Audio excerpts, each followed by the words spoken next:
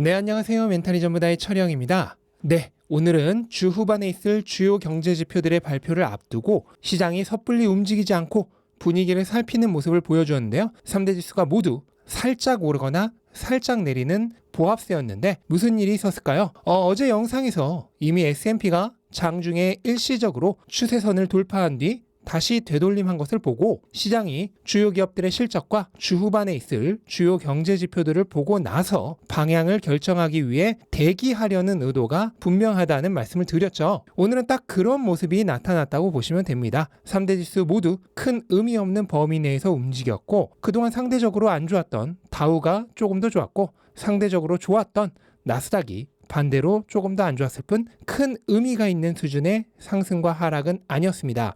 그런데 정작 중요한 움직임은 장이 마감된 뒤에나 나왔습니다. 바로 마이크로소프트의 실적 발표 때문이었는데요. 마이크로소프트는 실적 발표 직후 이번 분기 실적이 시장의 기대치를 만족하면서 주가가 5% 가까이 치솟았는데 이후 향후 비즈니스에 대한 가이던스 제시가 실망스럽자 주가는 오히려 하락으로 전환되었고 이 여파로 다른 기업들의 주가도 함께 하락하며 선물 지수를 끌고 내려갔습니다. 특히 당장 실적 발표를 하루 앞둔 테슬라는 본장에서는 주가가 거의 움직임이 없었는데 애프터마켓에서 2%가 떨어졌습니다. 이건 역시 마이크로소프트의 영향이라고 할 수 있겠죠? 시총 2위 기업의 성적이 별로 좋지 않자 테슬라도 별로일 것이라 생각하는 투자자들이 급하게 리스크 오프하는 모습이라고 생각하시면 되겠습니다. 일단 마이크로소프트의 실적을 자세히 보시면 매출과 순이익은 실적 예상치를 거의 만족한 모습입니다. 또한 마이크로소프트의 3대 사업인 클라우드, 생산성, 컴퓨팅, 세계 사업부의 실적도 대체로 기대치와 비슷한 성적을 보여줬는데요. 이것만 보면 5%까지 올랐던 주가가 갑자기 하락 전환한 이유가 알기 어려운데요. 주가가 음전한 진짜 이유는 앞으로의 비즈니스 전망에 대한 가이던스가 어두웠기 때문입니다. 마이크로소프트는 현재 PC 시장이 둔화되고 있고 이로 인해 윈도우즈를 주축으로 하는 컴퓨팅 사업의 실적이 전년 대비 17% 감소할 것이라며 다음 분기 매출 전망을 505억 달러에서 510억 달러 사이로 발표했는데 이것은 시장 기대치인 524억 달러보다 부족한 수준이었습니다. 그런데 이것만으로 주가가 급락한 것은 아닙니다. 주가가 급락한 진짜 이유는 회사의 새로운 주축 사업인 클라우드 서비스 부문의 실적 전망이 둔화되었기 때문입니다. 마이크로소프트의 클라우드 서비스인 애저는 현재 마이크로소프트의 비즈니스 중에서 가장 높은 매출 비중을 가지고 있고 동시에 순이익률도 가장 높습니다.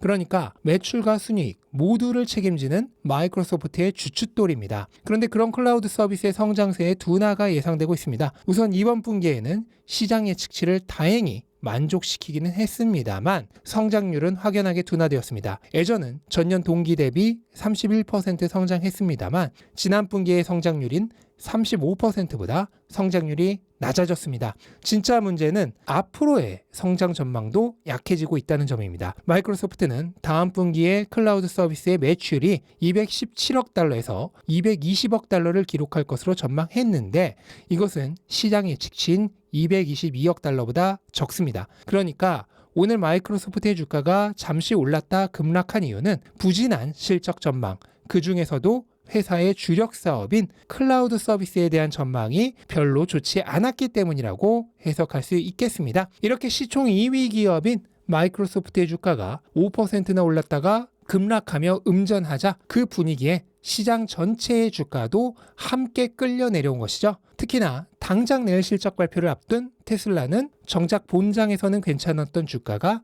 2%나 떨어졌는데요. 마이크로소프트의 실적을 본 투자자들이 내일 테슬라도 별로일지 모른다는 불안감에 급하게 매도를 한 것이라 생각이 됩니다. 하지만 테슬라 역시도 마이크로소프트와 마찬가지로 당장 이번 분기 실적이 그리 중요하지는 않을 것입니다. 20%가 넘는 가격 인하를 한 것은 지난 2022년 4분기가 아니라 올해 들어서 그러니까 2023년 1분기이기 때문에 회사의 진짜 중요한 실적은 이번 실적 발표가 아니라 다음 실적 발표에서 드러납니다. 이번 실적 발표는 철저하게 향후 전망에 대한 회사의 가이던스를 듣기 위한 자리라고 보시면 되겠습니다. 따라서 지나버린 4분기 실적은 별로 중요하지 않을 거고요. 이번 분기에 테슬라가 판매량과 마진, 주요한 회사의 비즈니스와 개발 현황에 대한 가이던스를 제시해야 할 타이밍입니다. 따라서 마이크로소프트와 마찬가지로 테슬라의 실적 발표 이후의 주가 움직임도 실적 발표 그 자체보다는 어닝콜을 포함한 가이던스가 얼마나 긍정적이냐에 따라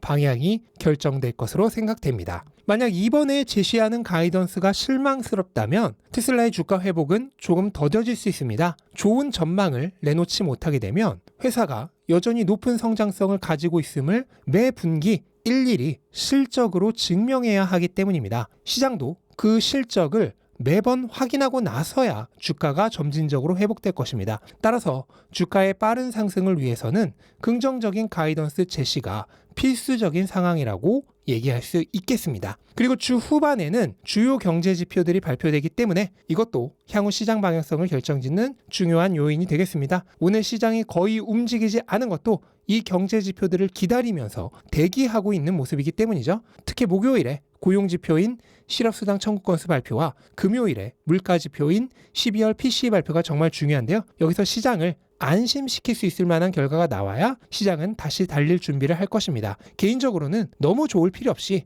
그냥 딱 시장 예상치 정도만 나와주면 현재 상승하는 분위기를 계속 탈 수 있을 것으로 생각하고 있습니다. 시장은 한번 정한 방향으로 계속 움직이려는 관성이 있는데요. 예상치와 부합하는 결과가 나와주면 그 방향이 맞다는 게 확인이 되면서 안심하고 멈췄던 움직임을 재개하는 경우가 많기 때문입니다. 지금처럼 잠시 멈춰서 이 방향이 맞나 하고 머뭇거리는 시장에게 예상치에 부합하는 결과가 그 방향이 맞다는 것을 확인시켜주는 표지판 같은 역할을 하는 것이죠. 따라서 주 후반 발표되는 주요 경제 지표들이 적당히 예상치와 들어맞는 결과가 나온다면 다음 주부터는 다시 달리기를 재개하지 않을까 생각을 하고 있습니다.